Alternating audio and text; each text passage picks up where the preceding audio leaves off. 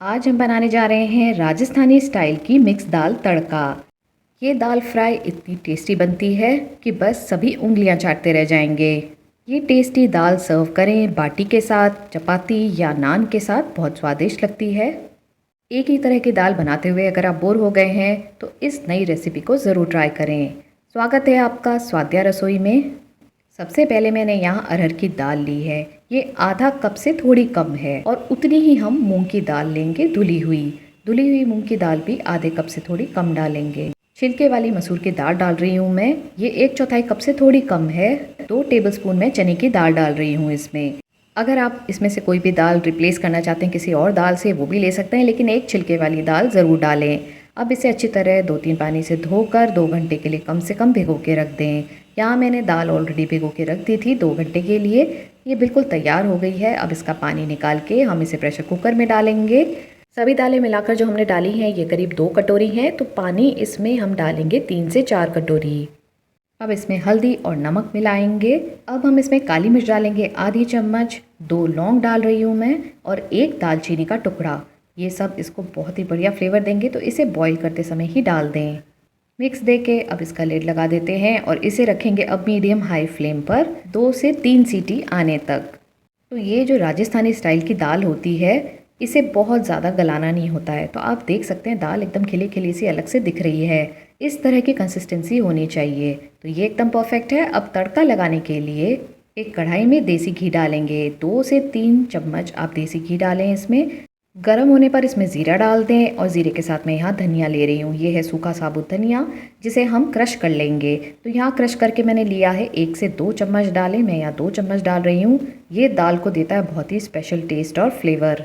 2 तेज पत्ते और 1 बड़ी इलायची भी इसमें डाल देंगे और सभी चीज़ों को हल्का सा फ्राई कर लेंगे। इस तड़के से बहुत ही बढ़िया खुशबू आ रही है। अब हम इसमें डालेंगे हरी मिर्च बारीक कटी हुई 1 बड़ी चम्मच, अदरक जो मैंने घिस लिया है या फिर आप बारीक काट के भी डाल सकते हैं, और बारीक कटा हुआ लहसुन। तो ये तीनों चीज़ों का कॉम्बिनेशन तो इसको बहुत ही बढ़िया फ्लेवर दे रहा है। इन्हें भी थोड़ा फ्राई कर लेंगे कुछ सेकंड्स के लिए और इसमें बारीक कटी हुई प्याज डाल देंगे।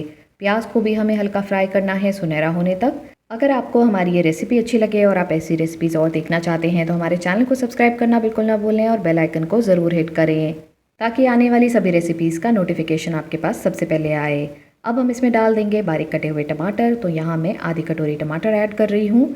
इन्हें भी अब हमें प्याज के साथ ही थोड़ा फ्राई करना है। 1-2 मिनट तक फ्राई करेंगे लो फ्लेम पर और फिर इसमें मसाले ऐड करेंगे। यहाँ मैं डाल रही हूँ नमक सबसे पहले आधी चम्मच, क्योंकि दाल में हमने बॉईल करते समय भी नमक डाला था। आधी चम्मच हल्दी पाउडर, 1 चम्मच कश्मीरी लाल मिर्च पाउडर डालेंगे, 1 चम्मच धनिया पाउडर डालेंगे। अब मसालों को भी 1-2 मिनट तक फ्राई कर लेंगे प्याज टमाटर के साथ। थोड़ी देर में आप देखेंगे कि टमाटर सॉफ्ट होने लग गए हैं। इस स्टेज पे इसमें आधी कटोरी पानी डालेंगे ताकि टमाटर अच्छी तरह से गल जाएं और मसाले भी बहुत अच्छे से ब्लेंड हो जाएं। तो अब हम इसे ढक के रख देते हैं बस 2 मिनट के लिए। 2 मिनट बाद इसे चेक करें, टमाटर भी अच्छे से गल गए हैं, आप देख सकते हैं। अब इसमें कुछ खास मसाले डालेंगे। आधी चम्मच गरम मसाला, 1 चम्मच भुनी हुई कसूरी मेथी को क्रश करके डालेंगे और इसी के साथ आधी चम्मच भुना हुआ ज़ीरा पाउडर। अब इसको थोड़ा सा स्पाइसी बनाने के लिए मैं यहाँ थोड़ी हरी मिर्च भी डाल रही हूँ। ये ऑप्शनल है, आप चाहें तो इसको अवॉइड कर सकते हैं। एक बार बस मिक्स दे दें, इसको ज़्यादा देर भूने नहीं, और उसके बाद इसमें बॉईल करी हुई दाल ऐड कर दें। दाल को अच्छी तरह से मिक्स दे दें और उसके बाद इसको सिमर होने दें। तो इसको सिमर करना बहुत ज़रूरी है। लो फ्लेम पर धीरे धीरे जब ये सिमर होगा तो इसके फ्लेवर और इन्हांस हो जाएंगे और स्वाद बढ़ जाएगा। तो अभी आप देख सकते हैं कंसिस्टेंसी काफ़ी गाढ़ी है। थोड़ा सा पानी ऐड कर दें, आप आधी से 1 कटोरी डाल सकते हैं और इसको कम से कम 6-7 मिनट तक इसको सिमर होने दें। बीच बीच में इसको चलाते रहें। धीरे धीरे आप देखेंगे दाल का कलर चेंज हो रहा है।